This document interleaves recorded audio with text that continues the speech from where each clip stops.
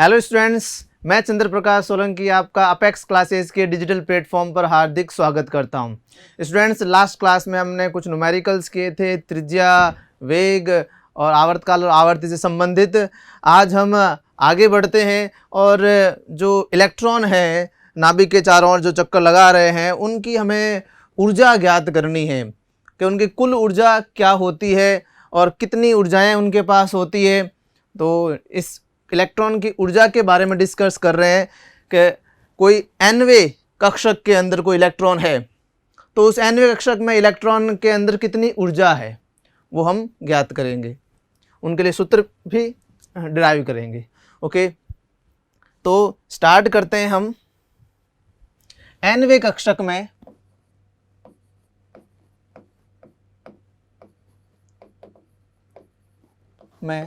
Electron की कुल ऊर्जा। हाँ भाई, इलेक्ट्रॉन के पास कैसी ऊर्जाएं होती है किसी भी कक्षक में? तो पहली बात, इलेक्ट्रॉन लगातार घूमता रहता है, उसके पास एक चाल है, बहुत ज़्यादा है। तो जिसके पास स्पीड है तो इसका मतलब उसके पास कौन सी ऊर्जा हुई? काइनेटिक एनर्जी, है ना, गतिज ऊर्जा। तो इसमें कोई बड़ी बात नहीं है कि आप ये पता करना कि इलेक्ट्रॉन के पास गतिज ऊर्जा है या नहीं। इलेक्ट्रॉन के पास खूब सारी गतिज ऊर्जा है क्योंकि उसका स्पीड जो है वो बहुत है, तो उसके पास गतिज ऊर्जा है। और गतिज ऊर्जा का जो सूत्र होता है, हम इलेक्ट्रॉन की गतिज ऊर्जा निकालते हैं कक्षक में, और गतिज ऊर्जा का सूत्र आपको मालूम होता है क्या है? 1/2 mv²। तो अगर हमें इलेक्ट्रॉन का वेग मिल जाए और इलेक्ट्रॉन का द्रव्यमान सबको मालूम है 9.10⁻³ kg, तो हम निकाल सकते हैं। हम इसमें कैसे निकालेंगे? तो आपको पहला बोहर का पहला जो परिकल्पना है वो मालूम होगी, जिसे हम वो अभिकेंद्रीय बल वाली क्या थी? mv² upon r। अगर मैं ये सारी बात nवे कक्षक के लिए कर रहा हूं तो वेग भी nवे कक्षक वाला और त्रिज्या भी nवे कक्षक वाली। Okay, mv² upon r is 1/4πε0 ze² upon r square. कोई नया फॉर्मूला नहीं है, है ना, बहुत बार यूज कर चुके हैं अपने। अब आप देखिए, ये इसी फॉर्मूले को आगे बढ़ा रहे हैं। rn से rn इसमें कैंसिल हो रहा है, एक rn कैंसिल हो गया, एक rn बचा हुआ है।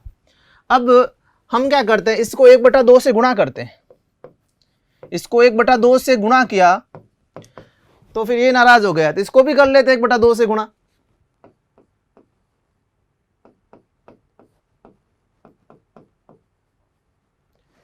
ze² upon rn।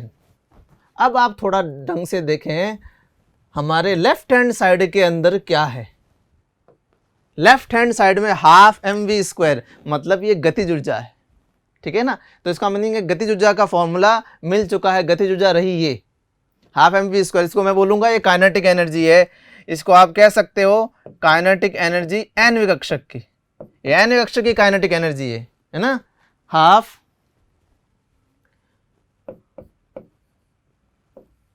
1/4πε0 ze² upon r।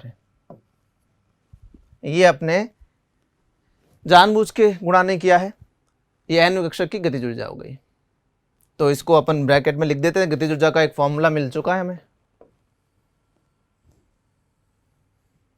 ठीक है। अब और कोई ऊर्जा होती है क्या इलेक्ट्रॉन के पास? तो देखिए, जिस तरीके से हम पृथ्वी के आकर्षण बल से बंधे हुए हैं और उस आकर्षण बल की वजह से हमारे अंदर स्थितिज ऊर्जा है, उससे दूरी के कारण। अब यहाँ पर भी वैसे ही तो कंडीशन है, इलेक्ट्रॉन ऋणावेशित और जो नाभिक है वो धनावेशित। इन दोनों के मध्य आकर्षण बल है और इस आकर्षण बल की वजह से इलेक्ट्रॉन के अंदर स्थितिज ऊर्जा है ना। समझ लीजिए नाभिक पृथ्वी है और इलेक्ट्रॉन कोई भी वस्तु है, तो इनके मध्य स्थितिज ऊर्जा है आकर्षण की वजह से। तो अब वो स्थितिज ऊर्जा का मान कैसे निकाला जाए? तो देखते हैं। आपको मैंने इससे पहले बताया है दो आवेशों के कारण जो स्थितिज ऊर्जा है वो क्या होती है, उसका फॉर्मूला मैंने आपको बताया है। मैं यहाँ पर फिर से लिख देता हूँ। स्थितिज ऊर्जा का जो फॉर्मूला होता है वो कुछ इस तरीके से है।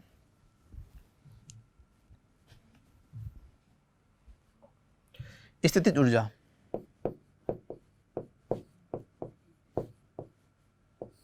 ओके, स्थितिज ऊर्जा क्या होती है?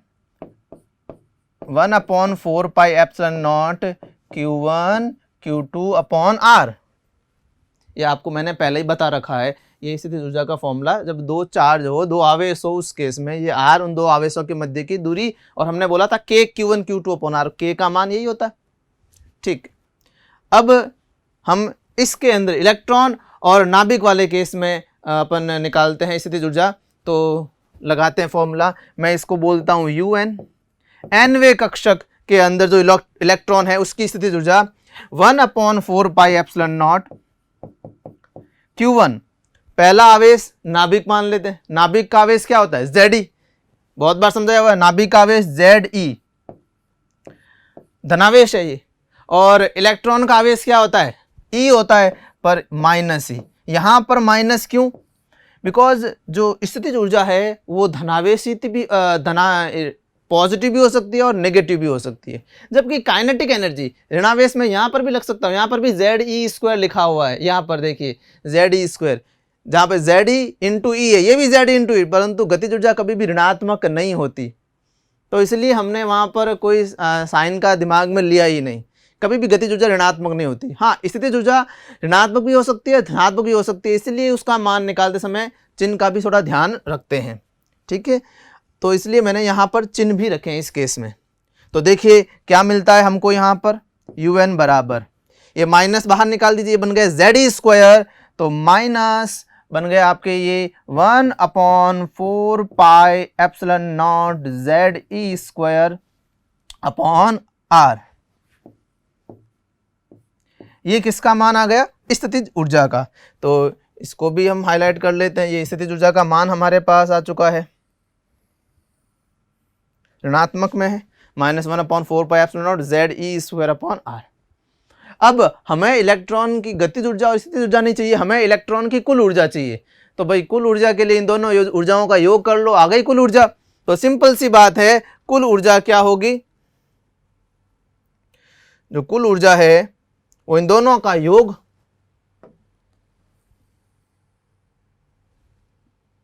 ठीक है, इन दोनों का योग कर देंगे अपन अभी। कुल ऊर्जा क्या सिंबल देवें इसके लिए? कुल ऊर्जा के लिए En दे देते हैं। nवे कक्षक के अंदर कुल ऊर्जा बराबर, मैं लिख सकता हूं काइनेटिक एनर्जी nवे कक्षक के अंदर प्लस पोटेंशियल एनर्जी nवे कक्षक के अंदर। ठीक बात। अब इन दोनों का योग कर लेते हैं, अच्छे से कर लें इन दोनों का योग। En बराबर क्या होगा फिर? काइनेटिक एनर्जी का मान कहाँ पर गया? ये रहा 1/2 1/4 pi epsilon not Ze² upon Rn minus, क्योंकि प्लस ही है, प्लस किया, फिर प्लस के बाद में फिर मुझे ये लिखना पड़ेगा, इसलिए minus 1/4 pi epsilon not Ze² upon R। अब इसको घटाते हैं आप। अगर आप इसको घटाएंगे तो एक थोड़ा ध्यान दें, ये और ये एकदम सेम है। ठीक है, ये और ये एकदम सेम। इसको अगर मैं x बोलूं फॉर अ सेकेंड, कुछ सेकंड के लिए अगर मैं इसको x बोलूं तो ये भी क्या हो गया? x। तो ये क्या बन गया? 1/2x minus x। आप थोड़ा सा इधर ऐसे देखें, 1/2x माइनस x, यही है कि नहीं है? खुद देख लीजिए। इस देखो ये सब सेम है कि नहीं है? ये देखो एक सेम है, ये भी सेम है। तो इसको एक सेकंड के लिए x माना, तो ये क्या बना? 1/2x minus x। तो 1/2x माइनस x कितना होता है भाई? है? क्या होगा इसका मान? 1/2 में से 1 चला गया, माइनस का 1/2x। ठीक है कि नहीं है? माइनस का 1/2x आएगा इन दोनों का सब्ट्रैक्शन या घटाव करने पर। तो बस यही लिख देता हूं, माइनस का 1/2x लिखना है, यही लिख दिया मैंने, माइनस का 1/2x। ये लीजिए भाई, माइनस का 1/2 x लिखना है। अब मुझे x क्या है,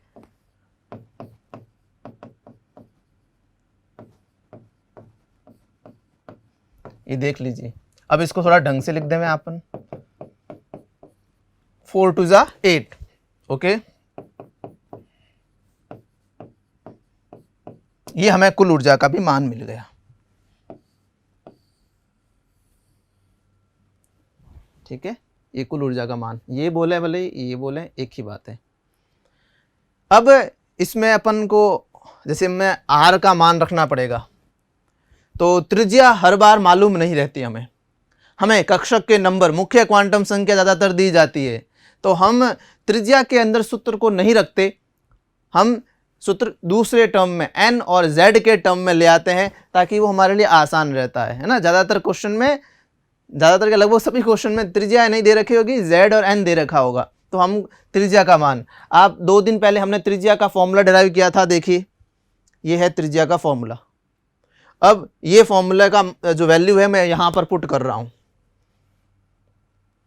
तो वैल्यू पुट करेंगे त्रिज्या की, और नया एनर्जी का जो है एक फॉर्मूला निकालते हैं, 8 pi epsilon not z E square, ऊपर है ही है ऑलरेडी। आर एन की वैल्यू नीचे रखनी मेरे को, तो आर एन की वैल्यू नीचे रखेंगे तो क्या है, epsilon not an square H square upon ऊपर चला जाएगा पाई एम जेड ई स्क्वायर, पाई M Z E square, okay. तो ये मान आ गया। अब इसको और थोड़ा ढंग से कैलकुलेट कर लेते हैं।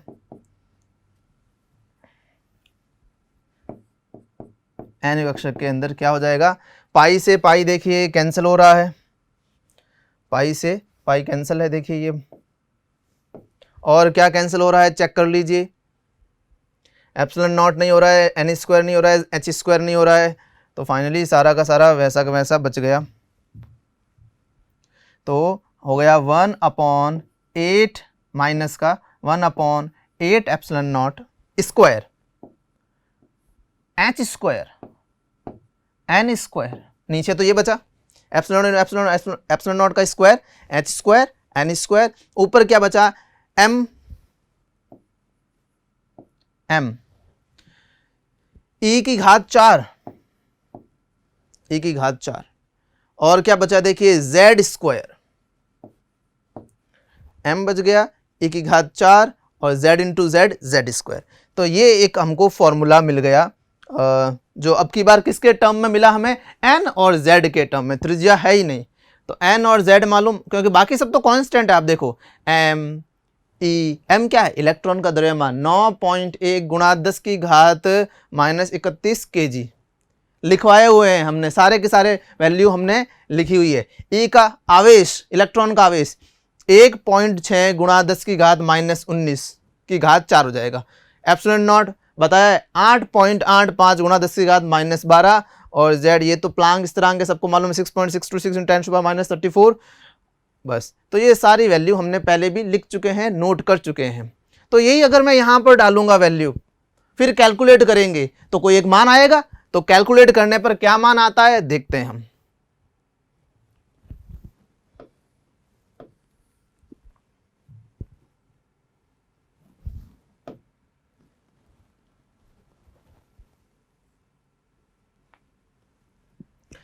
कैलकुलेट करते हैं अगर इसको, इन सारी वैल्यूज को, M E square N E की पावर 4 8 एप्सिलॉन नॉट का स्क्वायर एच स्क्वायर की वैल्यू अगर मैं यहाँ पर रखूँ, तो मेरे को कुछ इस तरीके से एक मान मिलता है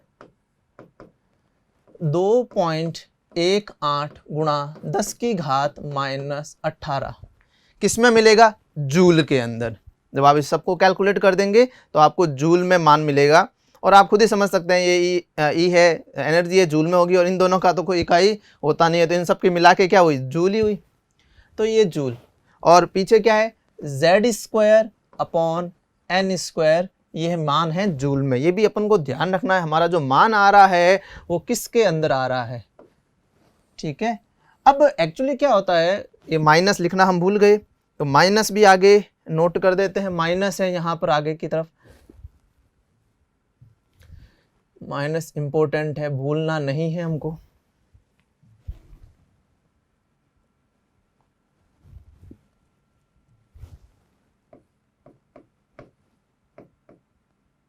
यस, ये इस तरीके से। अब क्या है, जो इलेक्ट्रॉन की जो ऊर्जा है वो उनको हम जूल में नहीं निकालते हैं, हम उनको इलेक्ट्रॉन वोल्ट में निकालते हैं। वो भी ऊर्जा का ही मात्रक है, इलेक्ट्रॉन वोल्ट में निकाला करते हैं मान जनरली। तो बस इसको इलेक्ट्रॉन वोल्ट में कन्वर्ट करने के लिए आपको मालूम है हमें इलेक्ट्रॉन के आवेश का क्या देना पड़ेगा, भाग या गुणा, है ना। हमने पहले भी ये काम किया है। -2.18 गुणा 10 की घात -18 भाग देना पड़ेगा, ठीक है। 1.6 गुणा 10 की घात -19 Z² अपॉन N²। अब इसका भाग देते ये बदल गया इलेक्ट्रॉन वोल्ट में, और ये मान कितना आता है 13.6 Z² अपॉन N²। ये होगा इलेक्ट्रॉन वोल्ट में। ये है सबसे इम्पोर्टेंट फॉर्मूला जो सबसे ज़्यादा काम आएगा आपके न्यूमेरिकल सॉल्व करने में, ठीक है। बहुत काम का फॉर्मूला है। तो ये अपन ने इलेक्ट्रॉन की कुल ऊर्जा हमने निकाल दी, और हमें ये भी मालूम है इलेक्ट्रॉन के पास गतिज ऊर्जा कितनी होती है, स्थितिज ऊर्जा कितनी होती है और कुल ऊर्जा कितनी होती है। इन सब का भी हमको मालूम पड़ गया। अब इसके बाद जैसे मैं एक बात बताऊं, जैसे माइनस का जो साइन है, ऋणात्मक साइन क्या बताता है। ऋणात्मक साइन हमें यह बताता है, ऋणात्मक चिन्ह यह दर्शाता है कि इलेक्ट्रॉन नाभिक से आबद्ध है। मतलब ऋणात्मक चिन्ह का यहां पर यह मतलब है कि जो इलेक्ट्रॉन है और नाभिक से बंधा हुआ है, ये ऋणात्मक ऊर्जा का मीनिंग है, ठीक है।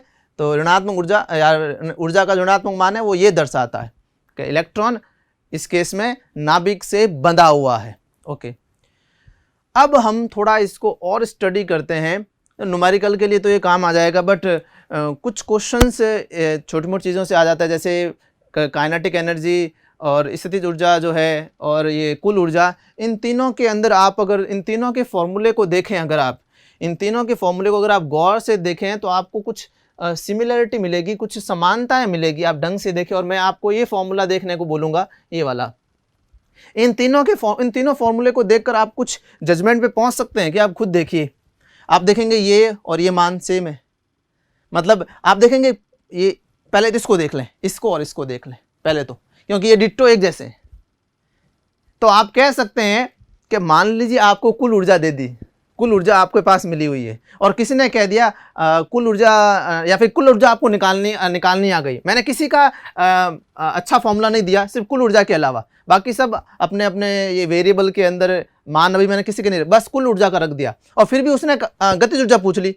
तो क्या करेंगे, हमें पता है जो कुल ऊर्जा है उसका जो मान है वही तो गतिज ऊर्जा है। देख लीजिए भाई, हमने इस चीज़ को कैलकुलेट कर लिया, हमें इस चीज़ को कैलकुलेट करना आता है, कुल ऊर्जा को कैलकुलेट करना आ गया, और बट पूछ ली तो गतिज ऊर्जा, और हमने देखा गतिज ऊर्जा के लिए तो कोई फॉर्मूला है ही नहीं।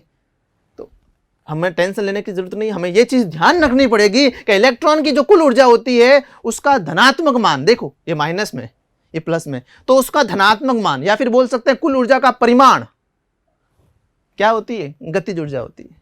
ये देख लीजिए।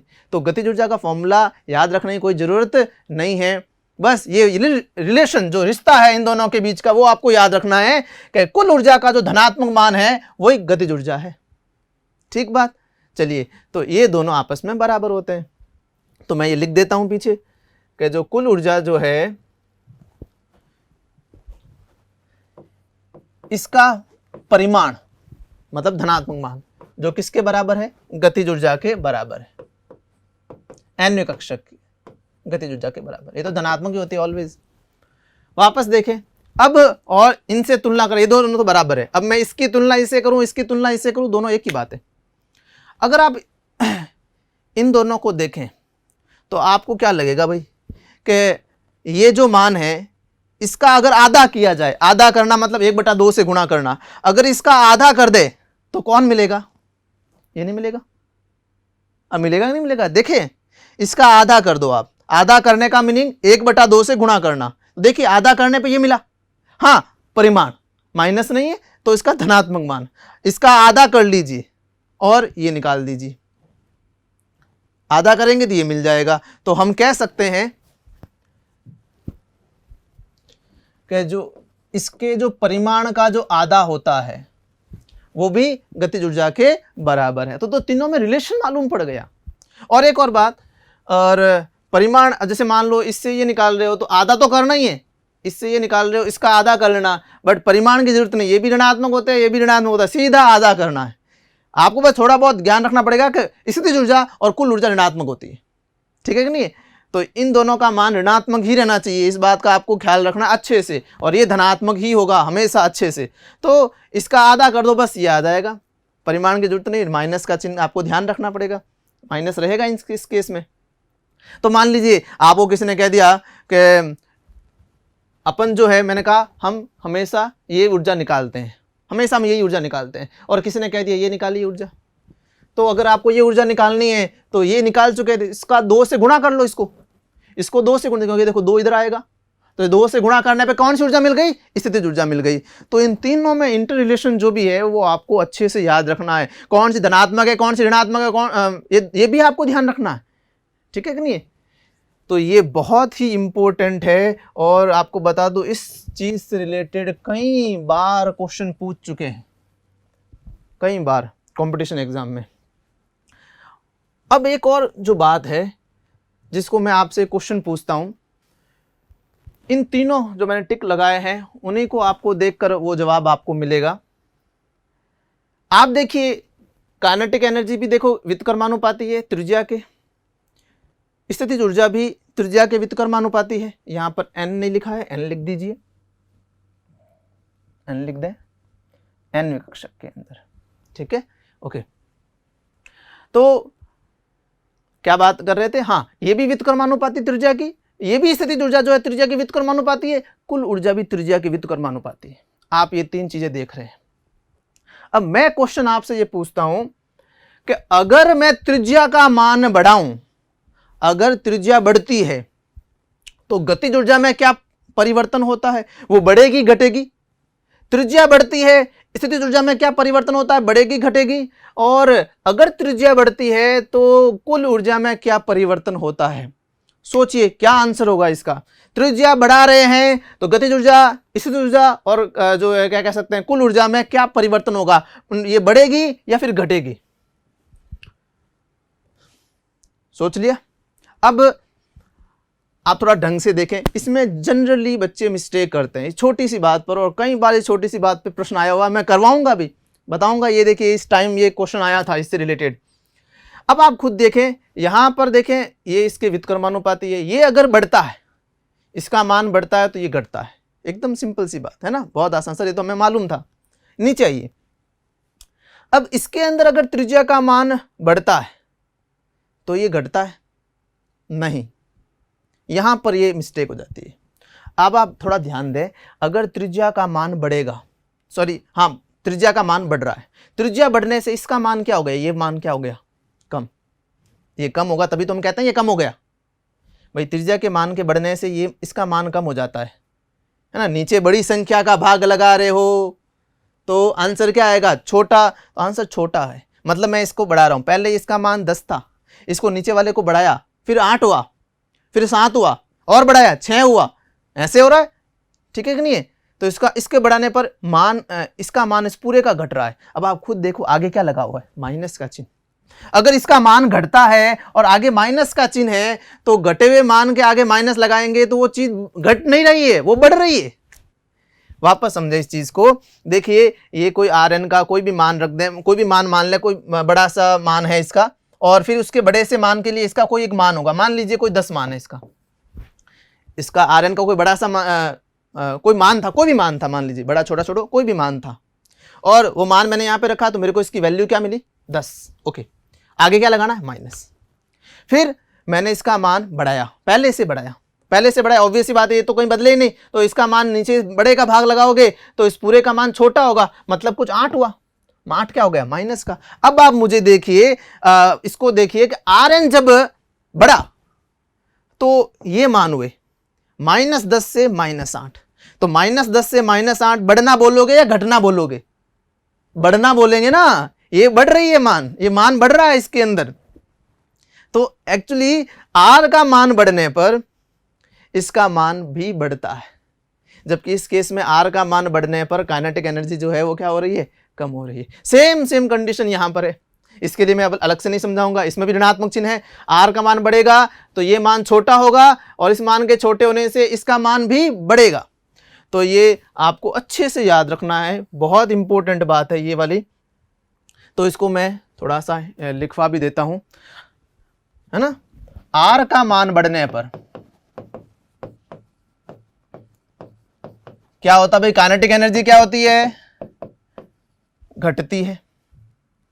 काइनेटिक एनर्जी तो घटती है, जबकि दूसरी एनर्जी कौन कौन सी है, दूसरी ऊर्जाएं कौन कौन सी है, गतिज स्थितिज ऊर्जा, पोटेंशियल एनर्जी व कुल ऊर्जा।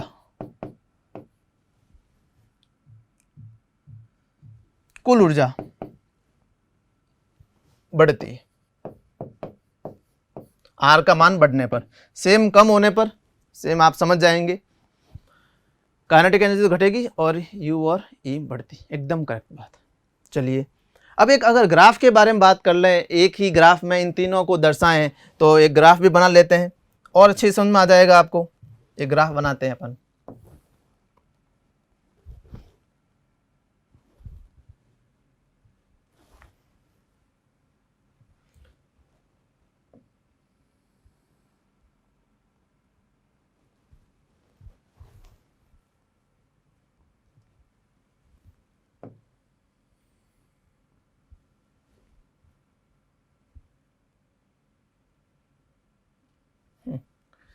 ये ऊर्जा और त्रिज्या या दूरी के नाभिक से दूरी के मध्य में ग्राफ बना रहा हूं एक। ये ऊर्जा है, कुल ऊर्जा नहीं कहूँगा, ऊर्जा है, कोई भी ऊर्जा। और ये है आर का मान, ये ऊर्जा का ऋणात्मक मान, ये ऊर्जा का धनात्मक मान। गतिज ऊर्जा क्या होती है, धनात्मक। आर के बढ़ने पर गतिज ऊर्जा क्या होती है, आर के बढ़ने पर गतिज ऊर्जा कम होती है और व्युत्क्रमानुपाती है। आपको मालूम है काइनेटिक एनर्जी और व्युत्क्रमानुपाती है, तो क्या ग्राफ बनना चाहिए व्युत्क्रमानुपाती का, ये ऐसा ग्राफ बनना चाहिए व्युत्क्रमानुपाती का। बना दिया हमने। अब व्युत्क्रमानुपाती वो भी है, स्थितिज ऊर्जा भी है और ये कुल ऊर्जा भी है। ये काइनेटिक एनर्जी का है, लिख देते हैं।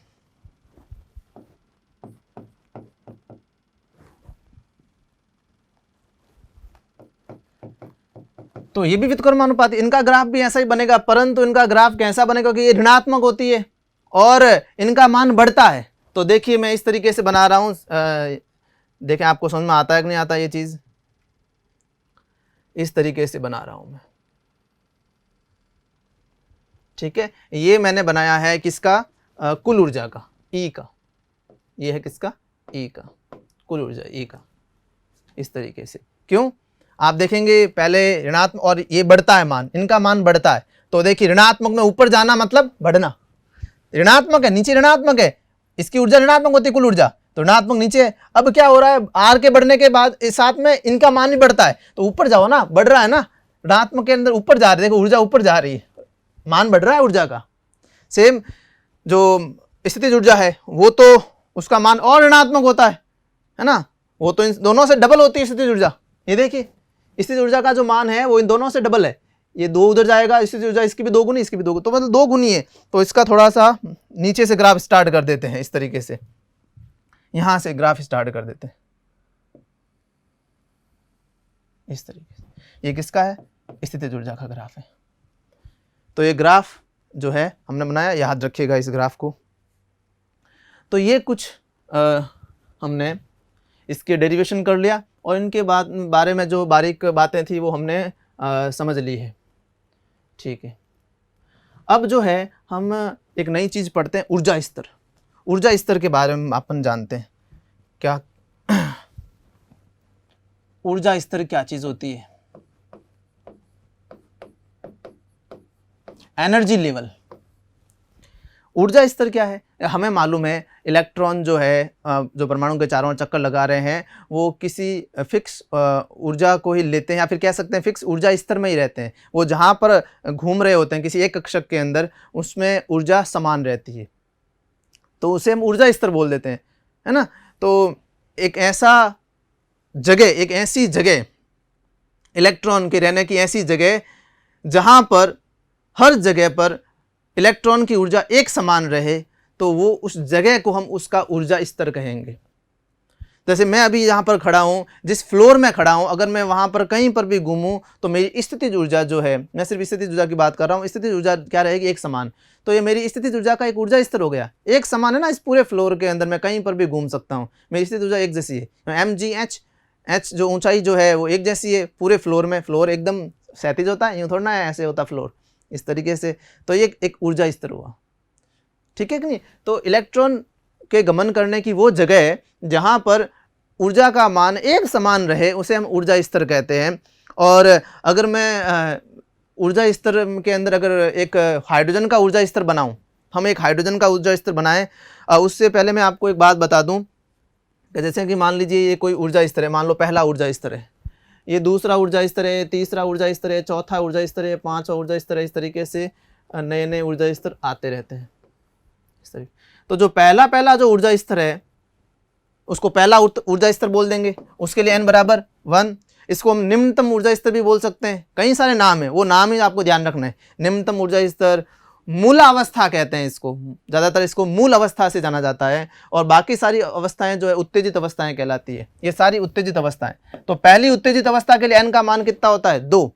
इसको दूसरा कक्षक बोल सकते हैं, दूसरा ऊर्जा स्तर बोल सकते हैं, या फिर पहली उत्तेजित अवस्था बोल सकते हैं। n बराबर सबके लिए 2, n बराबर 3 दूसरी उत्तेजित अवस्था, तीसरा ऊर्जा स्तर कह सकते हैं, है ना, या n बराबर 3 कह सकते हैं। अब हम जो है हाइड्रोजन के बारे में बात करने वाले हैं कि हाइड्रोजन का हम ऊर्जा स्तर बनाने वाले हैं।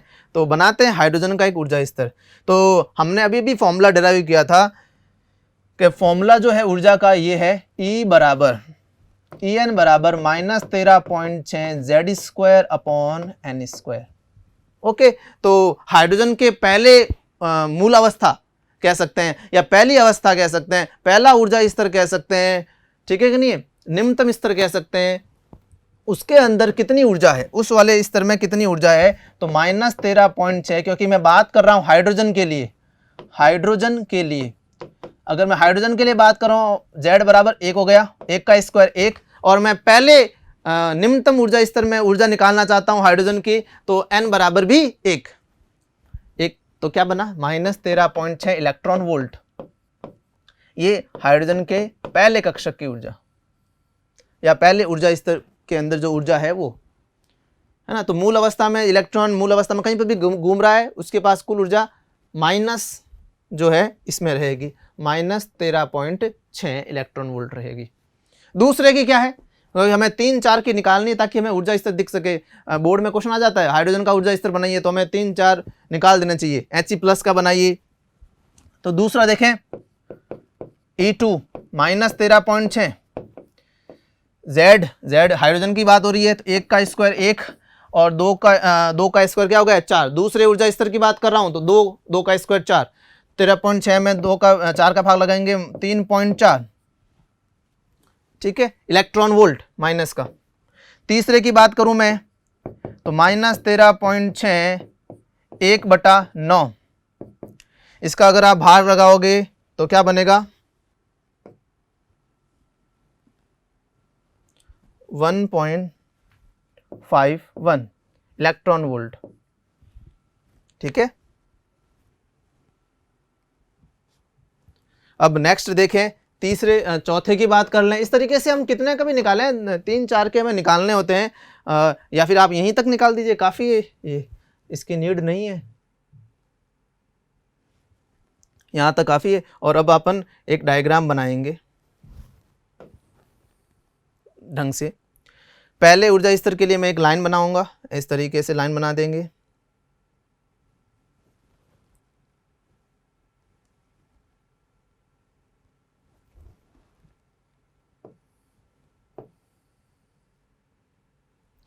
ये इसका पहला ऊर्जा स्तर, ठीक है, पहला ऊर्जा स्तर। तो मैं यहां पर लिखता हूं n बराबर 1, n बराबर 1। क्या कहते हैं इस ऊर्जा स्तर को, इसकी ऊर्जा क्या है, इस ऊर्जा स्तर में ऊर्जा कितनी है पहले ऊर्जा स्तर की, 13.6 इलेक्ट्रॉन वोल्ट। इसको क्या बोलते हैं? मूल अवस्था। प्रथम ऊर्जा स्तर, ये तो दिख ही रहा है, या फिर निम्नतम अवस्था, एक ही बात है। अगली ऊर्जा स्तर की बात करें, देखिए गैप को देखते हुए आपको इनके बीच में गैप बनाना है ऊर्जा के हिसाब से। ये दूसरी है -3.4, -3.4 दूसरा है।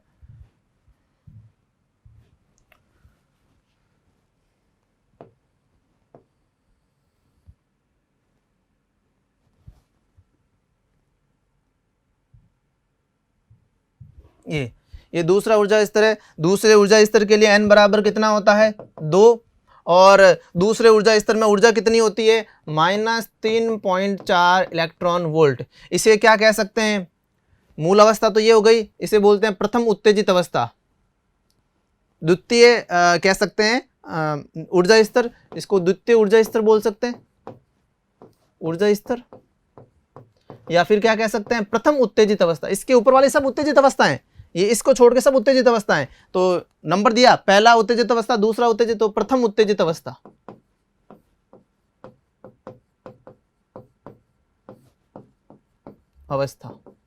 ओके।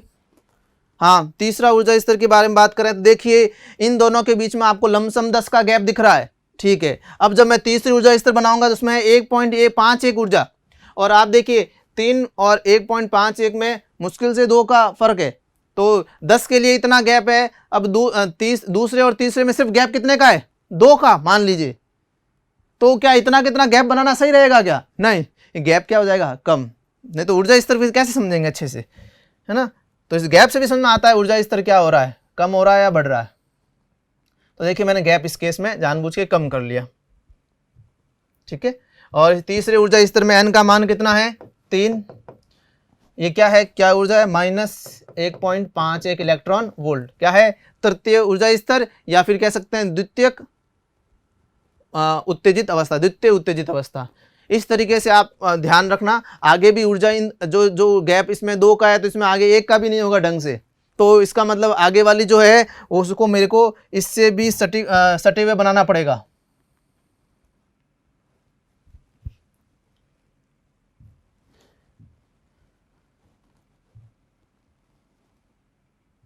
नेक्स्ट वाली ऊर्जा इससे भी सटी हुई होनी चाहिए ऊर्जा स्तर, ठीक है कि नहीं है।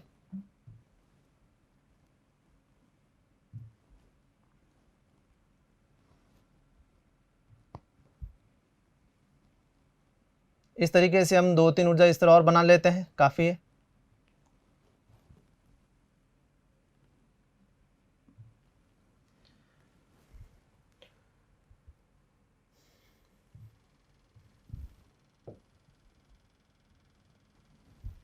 ऐसे ऊर्जा स्तर बहुत चलते रहते हैं, और सबसे लास्ट ऊर्जा स्तर जिसको n बराबर अनंत भी बोल सकते हैं, और उसके लिए हम बात कर रहे हैं अभी, वो लास्ट ऊर्जा स्तर में बना देता हूं।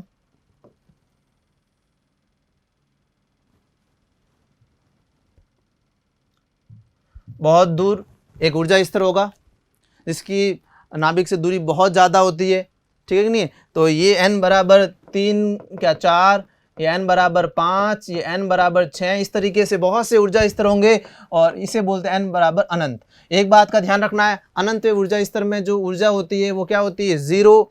आप ढंग से ध्यान रखें, यहाँ पर अनंत लिखें, और अनंत का स्क्वायर अनंत, 1/अनंत क्या होता है? 0। तो अनंत ऊर्जा स्तर में जो ऊर्जा होती है वो क्या होती है? 0 होती है, ठीक है कि नहीं है। और ये ऐसा ऊर्जा स्तर है, और ऊर्जा क्योंकि आप खुद देख रहे हो 0 है, क्या ऋणात्मक है? क्या ऋणात्मक है तो बंद, मतलब जुड़ा हुआ है किससे? आकर्षण बल से, नाभिक के। अब ऋणात्मक नहीं है, 0 है, इसका मतलब ये जिस कंडीशन में अनंत पर है ऊर्जा स्तर में कोई भी इलेक्ट्रॉन, इसका मतलब उसका नाभिक से आकर्षण बल अब नहीं है, वो नाभिक से फ्री हो चुका है, वो परमाणु से फ्री हो चुका है, ठीक है कि नहीं है। तो ये इस तरीके से आपको ऊर्जा स्तर बनाना पड़ सकता है आपको एग्जाम में। और सिर्फ इसी का नहीं, He+ का ऊर्जा स्तर भी आपसे पूछ सकते हैं। तो क्या नई बात है He+ के अंदर? बस Z बराबर यही काम, मान 2-3 मान आपको निकालने हैं। इस तरीके से Z बराबर 2 रखना है He+ के लिए, Li++ के लिए 3 रखना है। इस तरीके से हर एक के ऊर्जा स्तर बन सकते हैं। हाइड्रोजन परमाणु का ऊर्जा स्तर, ओके। तो इस तरीके से तो हमने देखिए एक ऊर्जा स्तर बना लिया है, ठीक है। और आपको ध्यान रखना है इसको क्या बोलते हैं, इसको क्या बोलते हैं, इस ऊर्जा स्तर को क्या बोलते हैं, क्योंकि एग्जाम में कभी क्या कहते हैं उत्तेजित अवस्था नाम से आ जाता है, कभी ऊर्जा अवस्था से ऊर्जा स्तर से नाम आ जाता है। तो उनके लिए एन का मान ध्यान रखना है। किसने कह दिया 5वां उत्तेजित ऊर्जा स्तर, इसका मतलब n बराबर 5 रखते थे ज़्यादातर बच्चे। 5वां उत्तेजित है ऊर्जा स्तर है तो इसका मीनिंग n बराबर क्या है 6, ठीक है नहीं। तो ये अपन को समझना पड़ेगा, एग्जाम में हमें बहुत बार ये अपन मिस्टेक कर जाते हैं, ठीक है। ऊर्जा स्तर के बाद में एक नई चीज़ और पढ़ते हैं कि देखिए भाई यहाँ से जैसे इलेक्ट्रॉन क्या काम करता है कि भाई यहाँ पर बैठा है और उसको मान लो ऊर्जा मिल गई, तो हर एक ऊर्जा तो पहली बात लेगा ही नहीं। अगर उसको ऊर्जा मिल गई और यहाँ तक जाने के लिए मिल गई, मतलब उसको ऊर्जा इतनी मिली ताकि अब जो उसके पास है अब और एक्स्ट्रा इतनी मिल गई, अब कुल मिला के उसके पास ऊर्जा हो गई -3.4, तो वो यहाँ से यहाँ चला जाएगा। -3.4 से कुछ ज़्यादा हो गई तो भी वो सिर्फ -3.4 हो उतनी ही लेगा, जितनी लेने से -3.4 हो जाए उतनी ही लेगा और चुपचाप यहाँ पर चला जाएगा। अब क्या होता है कि यहाँ पर चला के यहाँ पर बैठ जाएगा क्या हमेशा के लिए? नहीं, ये नहीं होता। यहाँ पर जाने के बाद में ये हमारी तरह नहीं है कहीं पर गए वहीं पे बैठे रहे, ये हाथों हाथ मतलब 10 की घात -8 सेकेंड, जिसे 1 सेक भी बोलते हैं, 10 की घात -8 सेकेंड के लिए यहाँ पर रुकता है और वापस यहाँ आ जाता है। तो ये इसकी कहानी है। फिर उसको मान लीजिए कोई ज़्यादा ऊर्जा मिल गई या फिर इतनी मिल गई कि उसकी ऊर्जा 1.5 एक जैसी हो गई, तो वो यहाँ से यहाँ चला जाएगा, फिर इसमें 10 की घात -8 सेकेंड रहेगा और नीचे आ जाएगा। हाँ, जब नीचे आते समय ये जरूरी नहीं है कि वो सीधा अब यहाँ पर गया हुआ सीधा यहीं पे आए, वो हो सकता है इस स्टेशन पे रुक जाए और या फिर डायरेक्ट भी आ जाए, दोनों ही केस संभव है। जब वो इस स्टेशन पर रुकेगा तो नेक्स्ट टाइम यहाँ से फिर यहाँ आएगा। मान लीजिए कोई इलेक्ट्रॉन यहाँ से यहाँ चला गया है, यहाँ से यहाँ चला गया है कोई ऊर्जा लेकर, जब वो यहाँ से यहाँ चला गया है तो अब वो कैसे कैसे आ सकता है, या तो डायरेक्ट आ जाएगा तो देखिए खूब सारी ऊर्जा निकालेगा, क्योंकि देखो जितनी जाने में लगी उसमें ऊर्जा उतनी ही निकलेगी। ध्यान रखना, देखो जाने के लिए ऊर्जा ली थी तो वापस आएगी तब ऊर्जा में कमी करेगा, वो कमी ऊर्जा में जो होगी वो क्या होगी, निकल जाएगी। ये बात ध्यान रखना, ऊर्जा बढ़ रही है, ये मान देख कर मत डरो, ये मान माइनस के है तो ये ऊर्जा ऊपर जाते हुए बढ़ रही है। ऊपर ज़्यादा ऊर्जा है, नीचे आने के लिए उसको इतनी कम करनी पड़ेगी, तो कम करने वाली ऊर्जा उसको निकालता है ना, हमारी तरह सेव करके नहीं रखता, निकालेगा। और वो निकालेगी ऊर्जा, वो विद्युत चुंबकीय तरंगों के रूप में आप समझ लीजिए ऊर्जा के रूप में बाहर निकल गई, खत्म बात, ठीक है कि नहीं। तो यहाँ पर आया तो कैसे आ सकता है, वो डायरेक्ट यहाँ आ सकता है। देखो खूब सारी ऊर्जा निकालेगा, इतना ऊर्जा गैप है ना, गैप से भी समझ में आता था, बहुत ज़्यादा ऊर्जा निकालेगा, निकल गई। एक ऊर्जा निकालेगा कोई, यहाँ से यहाँ पर आ सकता है डायरेक्ट, यहाँ से यहाँ डायरेक्ट आया तो फिर यहाँ से फिर यहाँ पर आएगा बाद में, तो ये दो तरह की ऊर्जा निकालेगा, एक यहाँ से यहाँ आने के लिए ऊर्जा निकालेगा, फिर यहाँ से फिर यहाँ आया तो दो ऊर्जा निकालेगा, 2 बार ऊर्जा निकालेगा।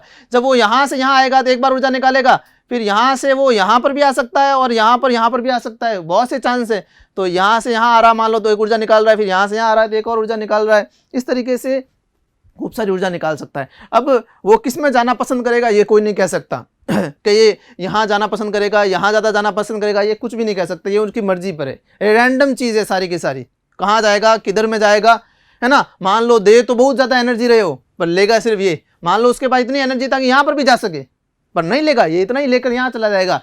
ये कोई प्रोसेस अभी फिक्स नहीं हो पाया, ठीक है नहीं, कहाँ कितनी ऊर्जा लेकर कब जाएगा ये नहीं, पर जाएगा 10 की घात 8 सेकेंड के लिए रहेगा, वापस नीचे आएगा, बस ये वाली बात है। और नीचे आते समय वो कहीं पर भी स्टेशन पर बीच में रुक सकता है, ठीक है। तो ये ऊर्जा ले रहा है, ऊर्जा निकाल रहा है। अब हमें ये चीज़ निकालनी है कि कितनी ऊर्जा लेगा और कितनी ऊर्जा निकालेगा। जब वो एक ऊर्जा स्तर से दूसरे ऊर्जा स्तर में जाता है तो कितनी ऊर्जा लेगा, लेगा कब, जब निम्नतम ऊर्जा स्तर से उच्चतम ऊर्जा स्तर में जाएगा, ठीक है, किसी उच्च ऊर्जा स्तर में जाएगा। और निकालेगा कब, जब किसी उच्च ऊर्जा स्तर से किसी निम्न ऊर्जा स्तर में आएगा, तब उस समय वो ऊर्जा निकालेगा, विद्युत चुंबकीय तरंगें निकालेगा। तो यही हमें पढ़ना है कि कितनी निकालेगा और कितनी नहीं निकालेगा। तो इसके लिए देखिए हमें इलेक्ट्रॉन द्वारा अवशोषित और उत्सर्जित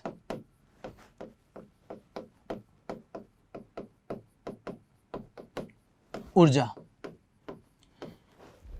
अवशोषित और उत्सर्जित ऊर्जा, मान लीजिए N2 N1 जो है N1 क्या है, कोई निम्न ऊर्जा स्तर है, कोई निम्न ऊर्जा स्तर, और N2 जो है वो कोई उच्च ऊर्जा स्तर है। कोई बात है ना। N1 का मतलब यूं नहीं कि पहला कक्षक, N2 का मतलब यानी दो का मीनिंग है कोई ऊपर वाला कक्षक है या ऊर्जा स्तर है, और N1 का मतलब है कोई नीचे वाला कक्षक है। ठीक है कि नहीं। इसका मान बड़ा होगा इसकी तुलना में, ये 1 ये 2 हो सकता है, ये 4 तो ये 6 हो सकता है, समझ गए ना। ये इसका मान n का मान बड़ा रहेगा, इसके लिए मुख्य क्वांटम संख्या बड़ी रहेगी। तो कितनी ऊर्जा निकालेगा या लेगा, तो E एंड डेल्टा E अवशोषित उत्सर्जित ऊर्जा जो होगी EN2, इसमें जितनी ऊर्जा है माइनस EN1।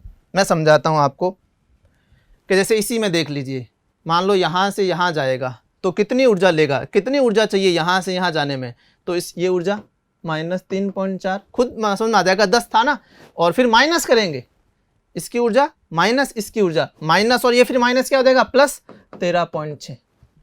तो देख लीजिए 10 पॉइंट कुछ आ रहा है आपके, 10.2 समथिंग धनात्मक का है ना। तो ये तो 10.2 ऊर्जा चाहिए, और जब वापस आएगा तब ये 10.2 ऊर्जा लेगा, और जब वापस आएगा तब 10.2 इलेक्ट्रॉन वोल्ट ऊर्जा निकालेगा। बात समझ में आ गई। तो इस तरीके से हमको अधिक वाले ऊर्जा उस ऊर्जा स्तर में ऊर्जा माइनस जो जहां पर आएगा निम्न वाले ऊर्जा को माइनस कर देते हैं, तो हमको ये मान मिल जाता है भाई। नेक्स्ट, तो ये देखिए इस तरीके से हम कितनी ऊर्जा रिलीज होगी या कितनी ऊर्जा उसको चाहिएगी हम निकाल सकते हैं। ठीक है कि नहीं। जाने में और उसी जगह पर वापस आने में सेम तरह की ऊर्जा होती है, बट एक बार निकालेगा और एक बार लेगा। ठीक है, हमने ये ऊर्जा निकाल दी मान लीजिए, क्योंकि हमें हर एक कक्षक में ऊर्जा मालूम है, तो इस कक्षक में भी कितनी ऊर्जा है वो भी पता है, इस कक्षक में भी कितनी, माइनस 13.6 Z²/n²। तो हमें n का मान मालूम है, परमाणु कौन सा है, आयन कौन सा है मालूम है, तो ये दोनों ही निकल गई, माइनस कर दिया तो मिल जाएगी। तो ये एक ऊर्जा है, कोई एक ऊर्जा है। और आपको मालूम है एक किसी ऊर्जा को हम क्या कह सकते हैं, hν या फिर hc/λ। तो मैं आपको ये समझाना चाहता हूं, जैसे मान लीजिए एक बार संक्रमण हुआ है, संक्रमण मतलब समझ गए, किसी भी एक ऊर्जा से दूसरे ऊर्जा में जाता है या फिर आता है, इसे हम संक्रमण कहते हैं। कोई एक संक्रमण होता है किसी एक संक्रमण के लिए, जैसे मैंने कहा जैसे यहां से यहां गया एक संक्रमण, फिर यहां से आया ये दूसरा संक्रमण, और फिर यहां से आया तीसरा संक्रमण, है ना। हर एक स्टे के लिए एक संक्रमण बोला जाएगा। तो हर एक संक्रमण के लिए हर एक ऊर्जा निकलती है, और इसका एक ऊर्जा का जो मान हो उसको मैं hν लिख सकता हूं। किसी एक ऊर्जा को हम hν लिख सकते हैं, जहां ν क्या है, आवृत्ति है, और ν को हम c/λ लिखते हैं। ये सब चीजें आपके पड़ी हुई है। ν को c/λ लिखते हैं, लैम्डा तरंग दैर्ध्य है। मैं समझाना ये चाह रहा हूं आपको कि उस जो ऊर्जा निकली उस ऊर्जा की अपनी एक विशेष आवृत्ति है, क्योंकि n h फिक्स, देखो ये कोई फिक्स है, एक कोई पर्टिकुलर ऊर्जा है, तो उसके लिए ये तो फिक्स है और ये तो हमेशा ही फिक्स है, तो उसके लिए इसका कोई एक यूनिक मान होगा, अद्वितीय मान होगा, कोई और मान नहीं हो सकता उसका। और इसी प्रकार लैम्डा का भी कोई एक अद्वितीय मान होगा। तो कहने का मतलब जो भी ऊर्जा निकलती है उस ऊर्जा का अपना एक आवृत्ति होगी, और उस ऊर्जा की अपनी एक तरंग दैर्ध्य होगी। कोई दूसरे प्रकार की ऊर्जा निकालता है, उसकी कोई एक नई आवृत्ति होगी और उसका एक नया तरंग दैर्ध्य होगा। इस चीज को आपको याद रखना है, काम आ सकता है अपने। ठीक है कि नहीं है। तो अगर आपको ऊर्जा मिल चुकी है किसी वजह से, कहीं से भी मान लीजिए ऊर्जा दे रखी हो डायरेक्ट, कभी कभी क्वेश्चन में ऊर्जा डायरेक्ट दे रखी होती है और तरंग दैर्ध्य पूछ लेता है, तब हमें एक बड़ा फॉर्मूला नहीं लगाते, ये फॉर्मूला सीधा ऊर्जा दे रखी है उस संक्रमण के लिए, तो लैम्डा निकालना है, hc को उधर भेज दीजिए विद क्रॉस मल्टीप्लाई वगैरह करके सिर्फ लैम्डा निकल जाएगा डायरेक्ट। और c क्या है, प्रकाश की चाल। और c यहाँ पे क्यों, क्योंकि मैंने कहा विद्युत चुंबकीय तरंगों के रूप में निकलता है। विद्युत चुंबकीय तरंगों की जो चाल होती है वो c होती है, प्रकाश की चाल के बराबर विद्युत चुंबकीय तरंग की चाल होती है, इसलिए यहाँ पर उसकी चाल के रूप में मैंने c लिखा, कोई दूसरा वेग नहीं लिखा। तो ये आपको ध्यान रखना है। कोई भी आवर्ती निकालनी है कि मान लीजिए ये ऊर्जा इतनी निकली है, आवर्ती निकालो इस ऊर्जा से संबंधित, तो बस आवर्ती के लिए सिर्फ h का मान उधर भेजना, ऊर्जा से हो गया। अब क्या होता है, कभी कभी हमें डायरेक्ट तरंग दैर्ध्य ज़्यादातर पूछता है, तो तरंग दैर्ध्य के लिए हम एक अलग से फॉर्मूला डेराइव करते हैं। ठीक है, तो हम उस तरंग दैर्ध्य के लिए फॉर्मूला डेराइव करने जा रहे हैं कि तरंग दैर्ध्य का फॉर्मूला क्या होगा इसके अंदर। तो हम ये वाला लेकर चल रहे हैं, कौन सा वाला, डेल्टा E = EN2 - EN1। मतलब हमें ऊर्जा नहीं दे रखी होगी, हमें दो बार ऊर्जा नहीं निकालनी होगी, हम चाहते हैं हमें डायरेक्ट n का मान मिले। जैसे उस समय त्रिज्या निकालनी होती थी, हमने कुछ और कन्वर्ट किया ताकि हमें n के मान से ही डायरेक्ट मिल जाए। तो हम भी अभी ऐसा काम कर रहे हैं कि हमें n का मान मिल जाए और डायरेक्ट हम तरंग दैर्ध्य निकाल दें। तो ऐसा कुछ काम करने वाले हम। तो हम क्या जानते हैं कि delta E is equals to En2 minus En1। किसी उच्च ऊर्जा स्तर में ऊर्जा माइनस जहां पर आएगा निम्न ऊर्जा स्तर में, उसमें ऊर्जा, ये वाली बात है। अब देखिए En2 क्या है, अगर मैं आपको पीछे लेके जाऊं, E का मान हमने क्या निकाला था, ये देखिए E का मान 1/8 pi epsilon not Z square upon Rn square. R का मान रखकर क्या निकाला था हमने, R का मान रखने के बाद ये निकला था, है ना। हम डायरेक्ट में ये लेकर भी चल सकता हूँ, ये वाला लेकर भी चल सकते हैं, पर अभी मुझे एक रिडबर्ग कांस्टेंट समझाना है, इसलिए मुझे ये वाला मान लेकर चलना पड़ेगा। आप ये वाला मान लेकर चल सकते हैं क्योंकि याद भी है अपन को, और दूसरा आसान भी है रखने के लिए, बट नहीं ये लेंगे अपन रिडबर्ग कांस्टेंट को। अगर थोड़ा समझना है तो फिर इसको लेंगे। हाँ, इसका मान लेंगे तो देखिए माइनस का है m⁴ Z square, m⁴ Z square, m⁴ Z square, okay. Upon में क्या आएगा, अपॉन में ये देखिए 8 epsilon not square H square N square,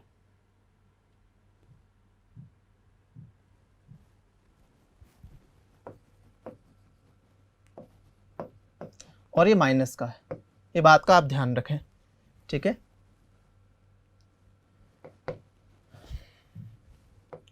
ये देखिए, अब देखो ये N2 कक्षक के लिए है, तो कक्षक में ये N2 है, बस इतना सा चेंज है। माइनस सेम, और माइनस क्या हो जाएगा, प्लस।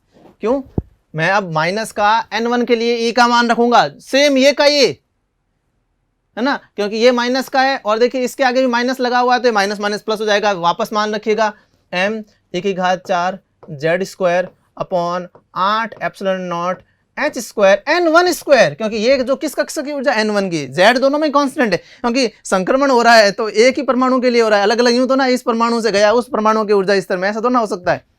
तो अब देखिए इसमें जो कॉमन है वो आप कॉमन ले लीजिए, कॉमन है वो कॉमन ले लें, धनात्मक ही कॉमन ले, ऋणात्मक को अंदर जाने देवे। m⁴ Z स्क्वायर बटा 8 एप्सिलॉन नॉट H स्क्वायर, क्या बचा, ये बचा ऋणात्मक का 1/N2 स्क्वायर, तो मैं लिख देता हूं धनात्मक का पहले, धनात्मक का, और ये है बचा ऋणात्मक का, क्या बचा 1/N2 स्क्वायर। कुछ बच तो नहीं गया, ध्यान रखें, m आ गया 1⁴ Z square 8 epsilon not H square, okay. N1 N2 अंदर चले गए, ये मिल गया। ये है डेल्टा ई का मान। मैंने कहा था डेल्टा ई क्या होता है, hc/λ, ये hc/λ होता है, ओके। इस चीज का मान हम पहले से ही निकाल चुके हैं, अगर आप ध्यान दें इसका मान हम निकाल चुके हैं। इसको इधर लाते हैं, 1/λ m⁴ Z square upon 8 epsilon not H square, और ये hc नीचे आएगा, मैं hc को अलग से लिख रहा हूं, hc नीचे आएगा 1/N1 square minus 1/N2 square, okay. अब आप थोड़ा सा ध्यान दें, इस चीज का मान हम पहले से ही निकाल चुके हैं, पीछे वाली स्लाइड में देखना आप, इसका मान हम पहले से निकाल चुके हैं, और क्या कहते हैं, इलेक्ट्रॉन वोल्ट में भी निकाल चुके हैं, और किस में निकाल चुके हैं, जूल के अंदर भी निकाल चुके हैं। जूल में आया था 2.18 × 10⁻18, और इलेक्ट्रॉन वोल्ट में आया था 13.6, ठीक है। तो इसका मतलब इसका मान तो हमारे को मालूम है, सिर्फ Hc का और भाग लगा दें, H का मान मालूम है, C क्या है, प्रकाश की चाल 3 × 10⁸, ठीक है। क्योंकि अगर मुझे इनके SI में मान पता है तो मैं इसका मान किस में रख दूंगा, SI में 2.18 रख दें भले। तो 1/λ इज इक्वल्स टू 2.18 × 10⁻18/Hc, इसका भी मान रखेंगे, इसका भी मान रखा जाएगा।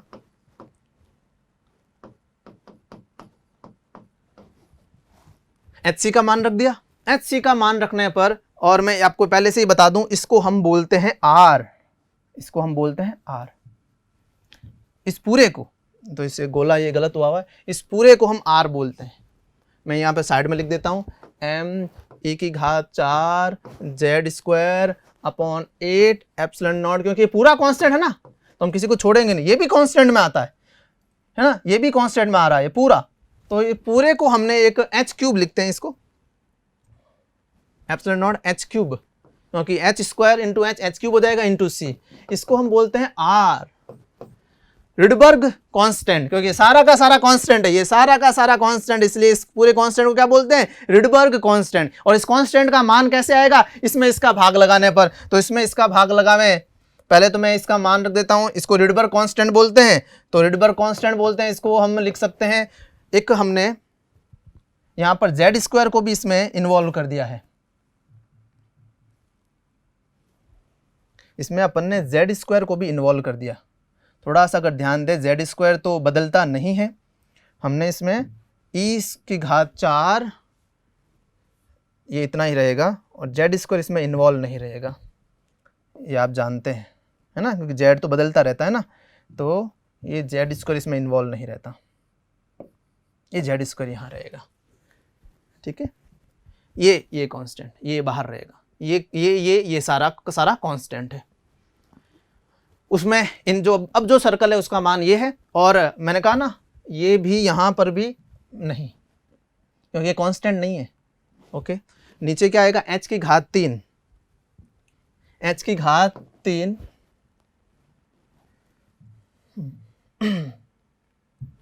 यहाँ पर आएगा h की घात 3, और क्या आएगा c। हाँ, इसे हम बोलते हैं Rydberg constant r, m e की घात 4 8 epsilon not h cube into c, ये है r रिडबर्ग कांस्टेंट। अब इसको मैं यहाँ पर रख देता हूँ, 1/λ इज इक्वल्स टू r, और पीछे जेड स्क्वायर की कमी थी, जेड स्क्वायर अब ले आए, ये फाइनल फॉर्मूला है, n1 square minus n2 square.